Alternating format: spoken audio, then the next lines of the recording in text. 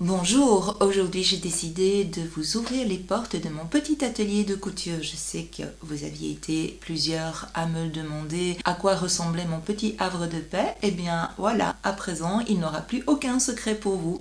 Bienvenue dans mon univers.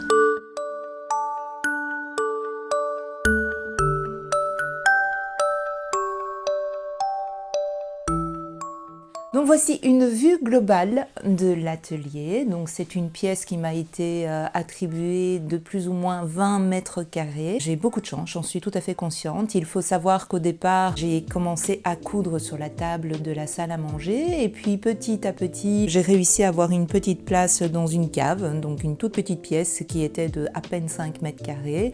Et avec les années, eh bien voilà, j'ai réussi à réaliser mon rêve et avoir un atelier, une pièce rien qu'à moi, mon petit havre de paix que j'adore plus que tout.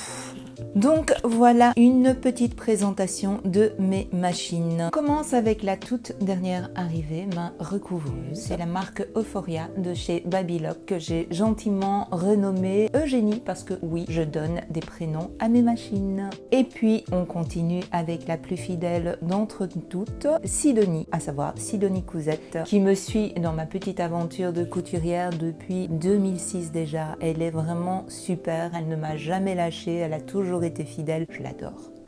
Ensuite vient ma surjetteuse Aglaé, une Bernina que j'ai réussi à avoir suite à une visite chez Creativa et qui est super pratique, mais je vous avoue que je rêve de la remplacer par une Babylock parce que quand on commence à coudre avec une Babylock, on devient très vite addict. Et je vous présente enfin ma brodeuse Félicie, toujours de la marque Brother, qui me suit aussi depuis pas mal d'années. Alors on continue ce petit tour de visite évidemment avec ma passion pour le scrap, avec tous mes feutres avec lesquels je fais pas mal de coloriage, mais aussi tous mes stylos et mon matériel de couture qui est un peu éparpillé à gauche et à droite.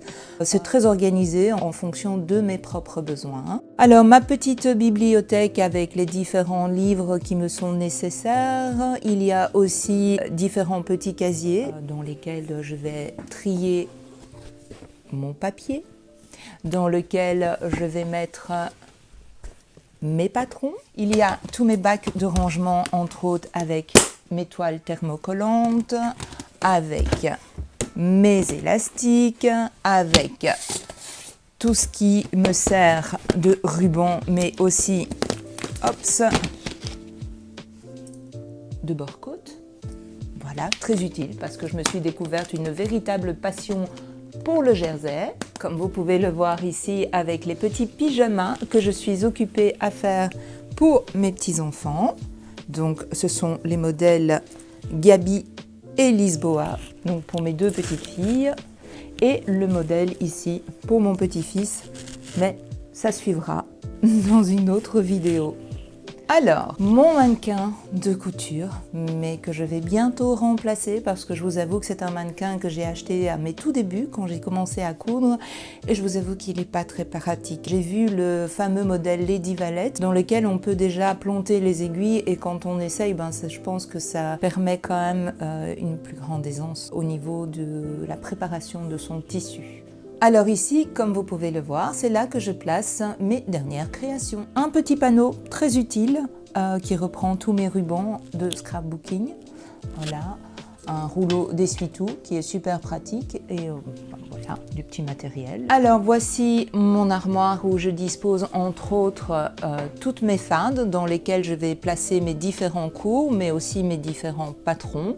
Des cours, pas que des cours de couture, mais aussi des cours entre autres de Photoshop. Au-dessus de nouveau des petits bacs avec des patrons, mes fils à coudre qui sont protégés dans une boîte contre la poussière, les différents rubans que j'utilise plus pour le scrap que pour la couture, mes coupons de tissu de mes dernières cousettes qui sont prévues d'ici peu, mes boutons que je récupère en général des vieux vêtements que je jette, ça m'a déjà vraiment servi, je vous en avais parlé entre autres lorsque j'ai créé la chemise L'Élégant des BG, j'avais retrouvé tip top le nombre exact de boutons qu'il me fallait et dans le coloris qui était attribué à cette cousette, mes livres de couture, voilà, mais ça je vous en parlerai d'ici peu.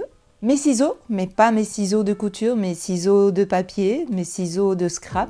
Je vous présente aussi ma mini table de repassage que j'ai créée suite à une petite desserte de chez Ikea. C'est super pratique en fait pour les petites pièces parce que comme on le sait, il faut repasser régulièrement entre chaque couture.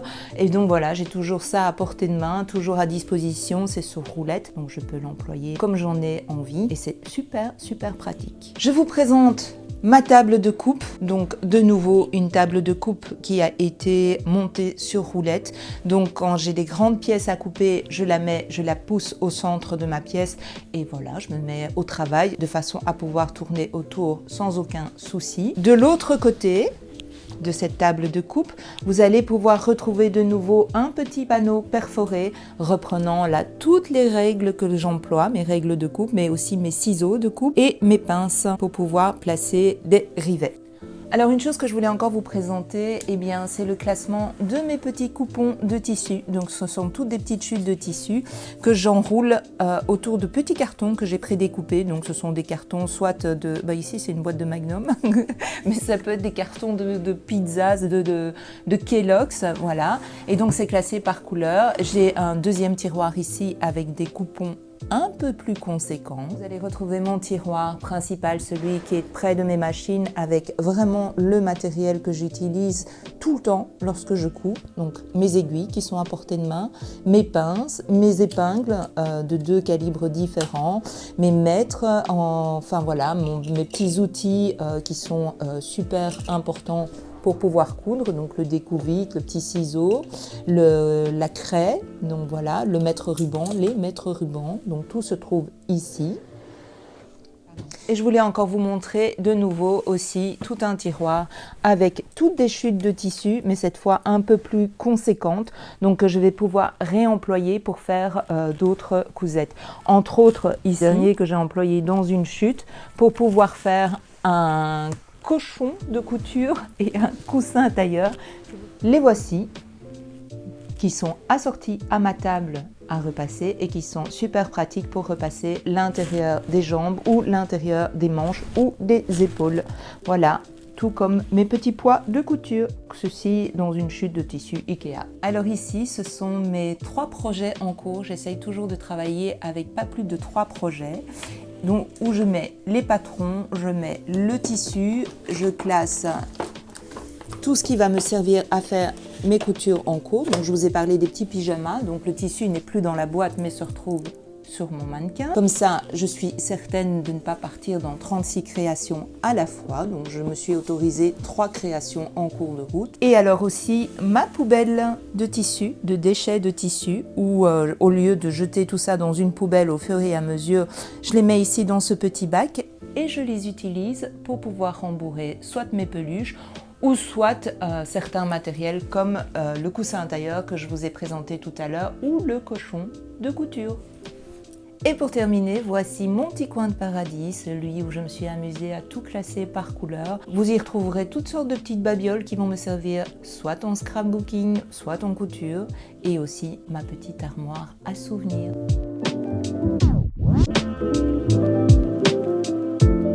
Voilà, ceci achève la vidéo du jour. J'espère que cette vidéo vous a plu. N'hésitez pas à mettre un petit pouce j'aime ou à vous abonner si ce n'est déjà fait. Ça ne vous coûte rien et ça fait toujours plaisir. Je reviendrai plus en détail dans des prochaines vidéos sur l'agencement et de certains postes de travail. En tout cas, je vous retrouve très vite dans une prochaine vidéo. Je vous dis à bientôt. Ciao, ciao.